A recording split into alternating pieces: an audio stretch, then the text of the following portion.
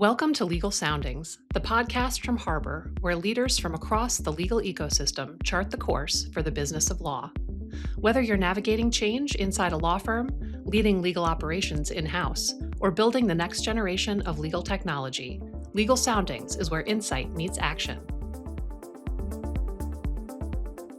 Hello and welcome everyone to episode 11 of Legal Soundings. I'm super excited about our guests today and the topic that we're going to be covering, which is when sales culture wins and how law firms can build business development programs that actually work.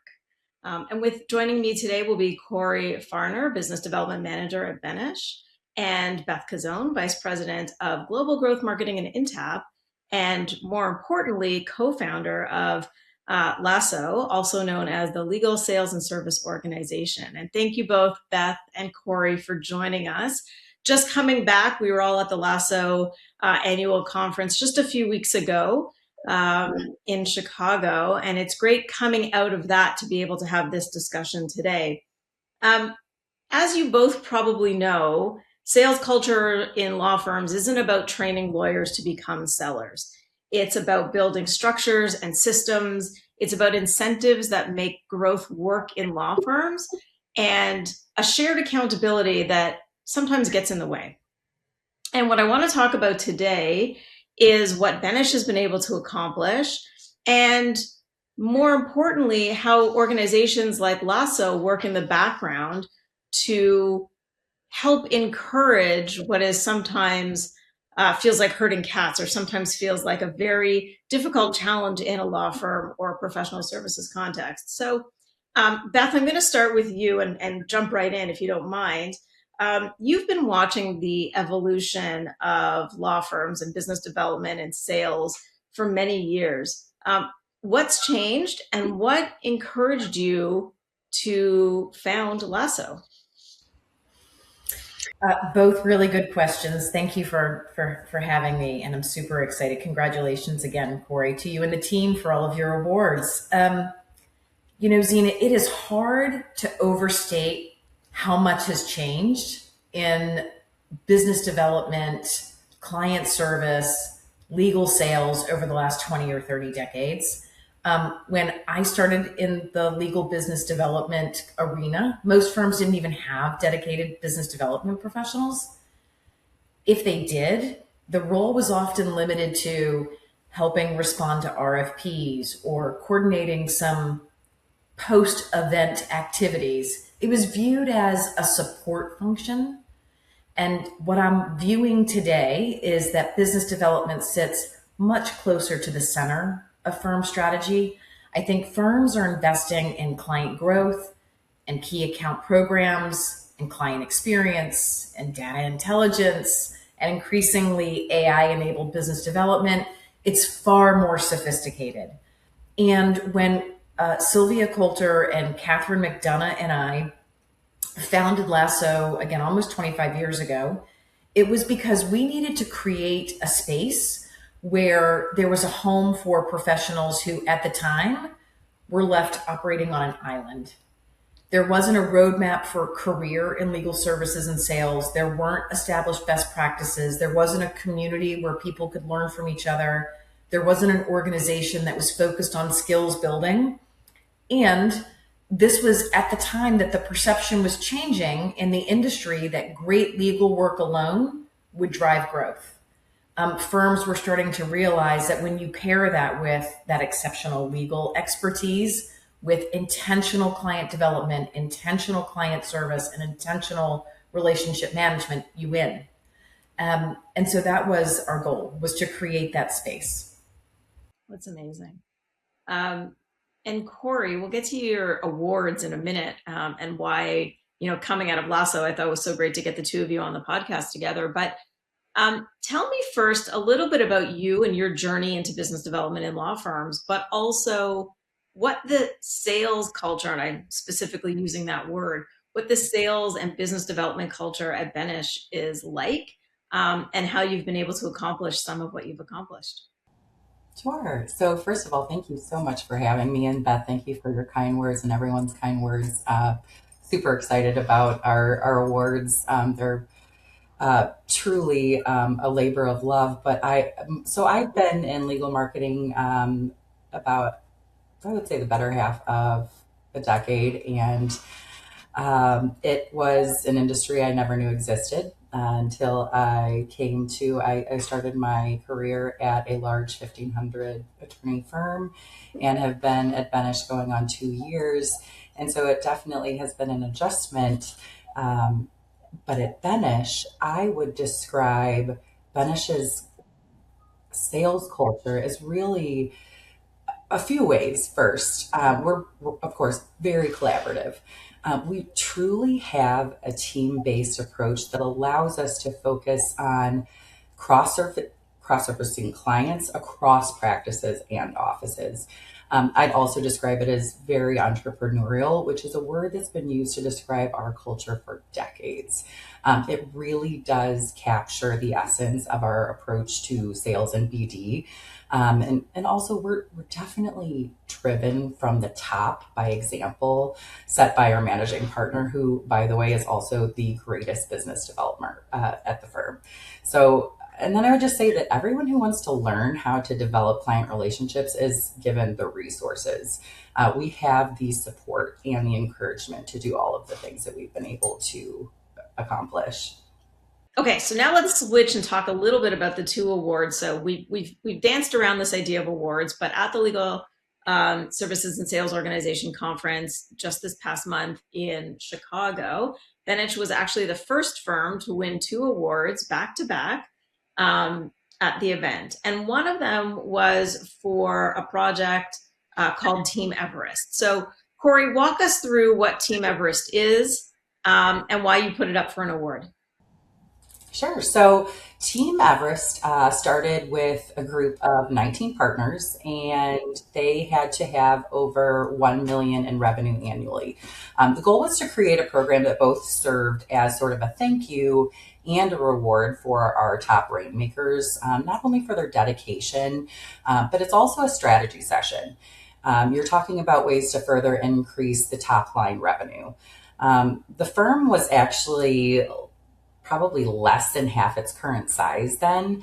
And many of our Team Everest attorneys knew and worked really, really closely with one another. So as time went on and as the firm grew, the program, of course, we had to scale it. So we expanded it to include additional attorneys, while at the same time we increased the revenue requirements for the program. So it really became an excellent avenue of really integrating and driving collaboration around those top attorneys who otherwise might never have met each other in person or worked closely together, really. So from there, I would say that the agenda also grew to expand beyond not only pipeline and strategy discussions. It also included sort of a myriad of topics such as culture, client service, client experience, lateral hiring, and so much more. So we began to really enhance the program. We started bringing in trusted outside consultants. We did little things like creating additional signature touches, really making it feel like a super special, exclusive experience that our partners really, really, honestly, eagerly anticipate attending every year.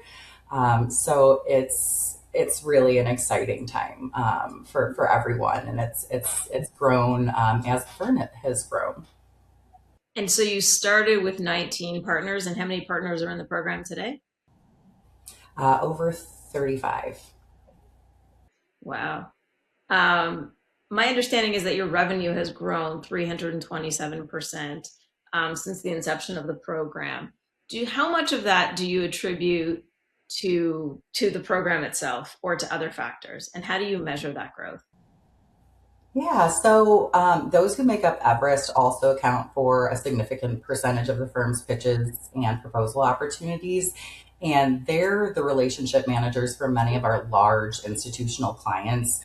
They're the drivers of our largest and most successful relationships. So the conversations they have while together at Everest and the opportunities that they identify have 100%, they have directly tied back to numerous instances of service expansion, new clients opened, value add ideas. So Team Everest is now, it's truly ingrained as part of our business development culture, which definitely can directly be tied to that 327% growth in revenue.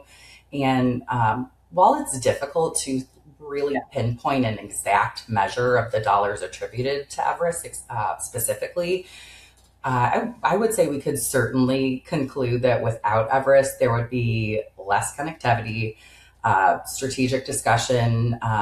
There would be less strategic discussion on really cultivating an in-person experience across our highest revenue generators. Do you think what Benesch has created is truly replicable in other firms, or do you think the firm culture is responsible for what they've built? That is a tough question.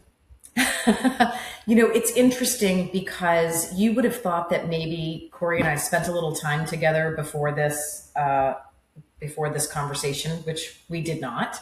But when we look at either the winners of the Legal Sales and Service Organization awards over the last several years, or when you think a little bit about some of the firms that are winning, if you will, there are things that they do differently that the leadership visibly supports client growth in those firms, just like at Benesch. They train and coach at every level, like they do at Benesch. They recognize and celebrate business development success at Benesch. They share the wins and best practices across the organization. It's not my secret recipe and it works just for me or just for my practice area or just for my industry team or just for my client team. They share them across the organization. They actually measure outcomes and they focus on the value to the client. And I think when you start to put all those things together, which you might then say, isn't that culture? So yes, perhaps. But I do think that the Benesch and the teams that I see that are the highest performing are the ones that realize that growth doesn't come from a single Rainmaker. It's a coordinated team effort around exceptional client experiences and outcomes. And so some of that might be their North Star or their mission statement or their vision, and the culture might be how they get there.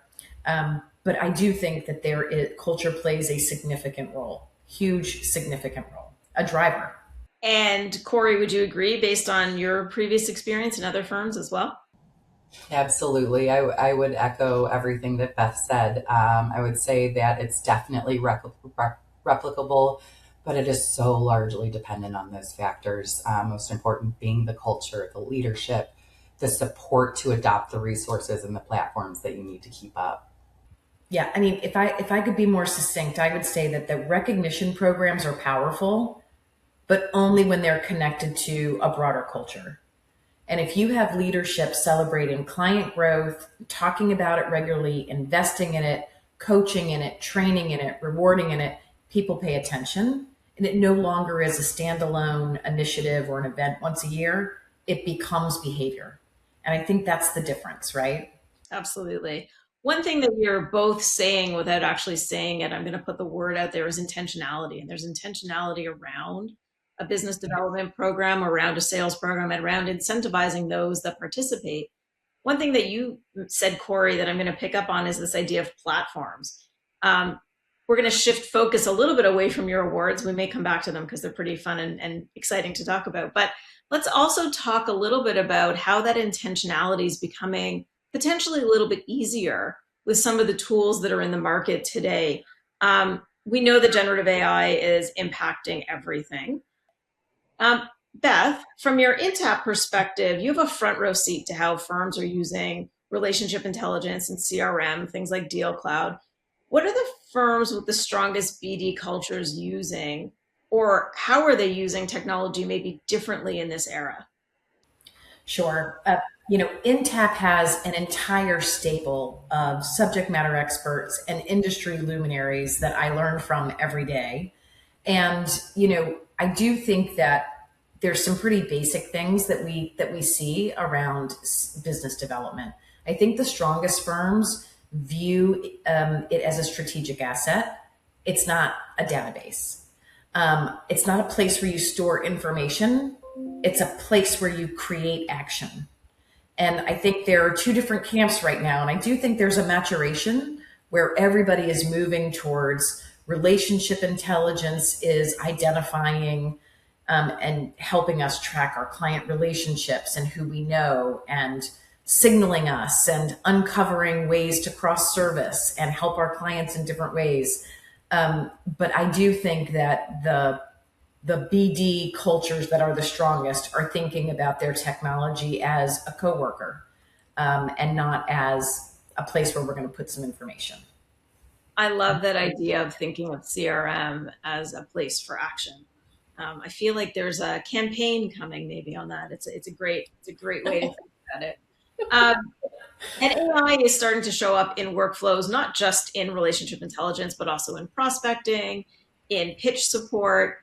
Do you think there's any threat to the human relationship, and to the human relationship building that attorneys and partners have to do? Or do you think this is actually freeing people up to dig in deeper on their relationship building? That's a great question, Zena. I think it's actually the opposite. I think AI is going to help remove the administrative friction that lawyers and professionals spend time doing so that they can spend more time building relationships. So if AI is helping you identify clients and suggestions to keep relationships progressing and ways to deposit value to the client in the relationship, then that allows, I think, the partners and the professionals that work alongside them to spend more time on the relationship, on the trust, on the human side. So I think it frees up to be able to do that even better. And Kori, how are you as an award-winning BD team, representative of that team? How are you guys leaning in on the AI enablement in your business development work? Yeah, we've definitely begun leaning more on AI and technology to create, to track, to really drive follow up around pipeline targets and active pitch and proposal opportunities. We're actually in the process of rolling out a firm-wide pipeline and enhanced pitch and proposal tracking and follow-up technology that is AI-based. We've also begun using solutions such as Propense AI. That is really starting to help us analyze our client journey and really understand and help proactively provide insights on our client-specific legal needs, where we can really intelligently cross-sell. It's so important that we're leaning on these resources to really make these intelligent recommendations. That's great. I love that you used the word pipeline at least 3 times in that answer, because pipeline was not something anybody was thinking about building in law firms. Certainly not when I was doing business development in law firms. Nobody was talking about pipeline build. So happy to hear that traditional sales culture language filtering into the law firms. What's one thing that you think all firms need to have in their BD tech stacks today? And Kori, maybe we'll start with you. What's indispensable for a BD team? So I would say things that your entire team can use together, that has your entire library of internal materials that you can lean on for making, like I said, internal these recommendations that really lean on the client journey and where we've been and where we're intending to go and where our clients are in their journey. That's where we really need to understand their insights. And, one thing I know that we heard at LSSO repeatedly was from our favorite rapid fire client panel, is that often lawyers really aren't understanding their business. They aren't understanding the pains that they're going through internally and what they're having to go to their internal teams with. So if we can lean on those tools that, like I said, across our entire team can really understand how to make these intelligent, really deep recommendations, and making their lives easier is really where it's at. That's great. And Beth, any tools from your purview? So I have a bit of a skewed lens because I think Deal Cloud is amazing. But what I will say is, no matter your technology, if I can restate again that if law firms treat technology as a system of record instead of a system of action, they're going to be left behind. It's just the movement is here. In fact, the train left the station. So I just think if we could encourage firms to be thinking about systems of action and change that approach and lens when they're thinking about their tech stack, I think it changes the narrative, the game, the culture, the outcomes, what's measurable. I think everything can fall from that. Yeah. That's great. We're gonna have our own little lightning round in a minute, but before we do, what's one non-technology tool that all BD people in law firms need in their arsenal? What's something that you need that's not tech dependent, Kori? You need the real transparency to collaborate, and I know that's something that we come back to again and again, and it almost becomes cliche. But the more that you can collaborate across your team, the better, because you are, especially a firm like Benesch that is growing so exponentially, so quickly. We have to be able to be communicative all the time and understanding where our strengths are and where we might be wasting our time. Even when it comes to technology, where we are succeeding, celebrating those small wins. So constantly communicating and talking about what's working, what's not is so invaluable. So I think that business development and client growth teams spend a lot of time advising and counseling law firms. Understand their business, understand their industry, know what keeps them up at night, build a relationship. Talk to them when you're not on the clock and it's not something that they're paying you for. Add value to the relationship. Let them know they're important. I would challenge every business development department and every client growth department to do the same with their internal stakeholders. Make sure that you are reaching out to the different folks in your firm, partners, associates, other professionals, when you don't need something. How are you depositing relationship, value? How are you letting them know that they're important? How are you understanding what their business is and what's keeping them up at night? I just think if we followed our own advice, right, when you're, it would be, I think it would be a huge game changer. Yeah, I used to tell people not to waste their elevator time. Of course, I don't know how many of us are going up in elevators in big buildings anymore these days, but don't waste your elevator time or whatever the equivalent is today. When you have FaceTime, have a conversation. Let's move into our lightning round because it was a highlight of LSSO for sure. And maybe Kori, we'll start with you. What's the biggest myth about building a sales culture in a law firm? That it can only be done by large law firms with access to all the resources and ability to commit large teams to it. We started small. When we were a firm of less than 150 attorneys 10 years ago, we were still able to develop a sales culture by just working hard to embed that BD into our partners' toolkits, and to really collaborate closely with firm leadership. That's really the key. And then over time, that helped, that buy-in, and that helped drive the acceptance and approval for the resources needed to grow what had become an extremely successful firm-wide BD approach. Beth, biggest myth? Sure. I think one of the things that LSSO tries to demystify is about, building a sales culture in a law firm does not mean that everyone needs to become a salesperson. They don't. It means that everyone needs to understand how their role contributes to client growth and client experience. Not everybody needs to be perfect at overcoming objections and closing business and bringing it in. But everybody in a law firm needs to understand how they impact and how they contribute to the client experience, to client growth. And Beth, we'll start with you in the next round. What's something that law firms are still getting wrong about business development? I think treating it as something lawyers do when they have spare time.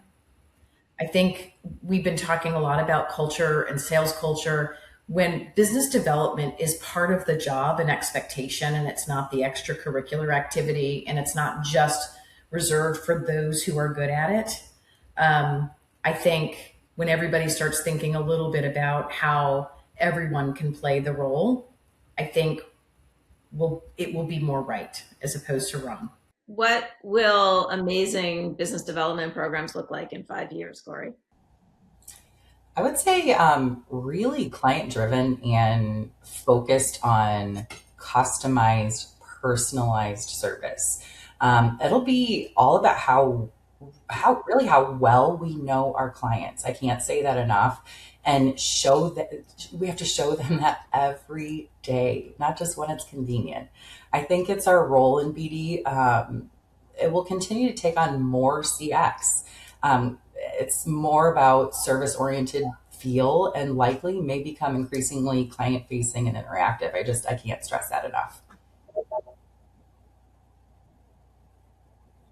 That's great. I think that's really good advice. Beth, business development professional who's trying to move the needle and struggling, what's one piece of advice you would give them?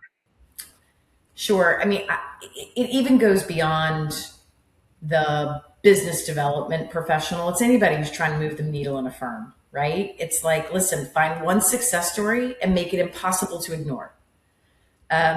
Success begets success, and every change management professional will tell us start small, get the win, and then grow from there, right? And I think the people that are positioning their business development role as data driven, AI enabled, client centric, and highly collaborative are going to be the ones that will move the needle for sure. Yeah. Yeah, I think the data culture piece is a really important one too. Lawyers like facts. They'll manipulate the facts maybe, and they'll use the facts to be creative, whether it's for deal making or for litigation, but they like facts. Data is our version of facts for them, right? And so much of what we do is sort of gray area, and you can't necessarily correlate action to what we've put in the market. Data is the fact. So win-loss analysis, Kori, you were talking about that a little bit before. Let's think a little bit. I'm going to ask this question to both of you. What's one thing firms should be taking from outside culture, from outside law firms, from outside industry, and bringing it in when it comes to sales? And Beth, maybe since you're not sitting directly in a law firm today, what's one thing from sales culture that you think firms should bring in? Sure. I mean, I think some of the best organizations in the world don't separate service from growth. They understand that every interaction either strengthens or weakens a client relationship. And I think if law firms start moving in that direction, some of them already are, Benesch, there will be, I think there will those firms I think will really and truly have a competitive advantage, Zena, a significant competitive advantage. So I would say don't separate client service from client growth. I think they're really symbiotic. I think that's great, Beth. Again, I would just say weaving in the voice of the client into all that we do. Consumer goods and retail companies, they do this all day long and it works. Law firms are still working to create similar interactions and experience and really drive that type of loyalty. So I would say that it's really just understanding and taking into action the voice of your client. I love that. And I think it's an amazing way to end. As we think about law firms, sales culture, it's thinking about the voice of the client, embedding AI, using AI in ways to free us up to do other things. But ultimately, it's not about selling. It's about changing the conversation to think of sales and service as one thing together, not separate. And business development and growth in a law firm is a shared habit. and one that we share with each other, and one that we share with our clients. So thank you both for being here. Really appreciate it. Looking forward to seeing more great things come from Benesch and from LSSO as well. And I'm sure reach out to Beth. Anyone else who's listening to this who wants to join LSSO, please do. And look forward to seeing more and hearing more from both of you in the future. Thanks for listening to Legal Soundings. Subscribe for future episodes. You can find us wherever you get your podcasts. To learn more about Harbor's work across law firms and corporate legal departments, visit harborglobal.com.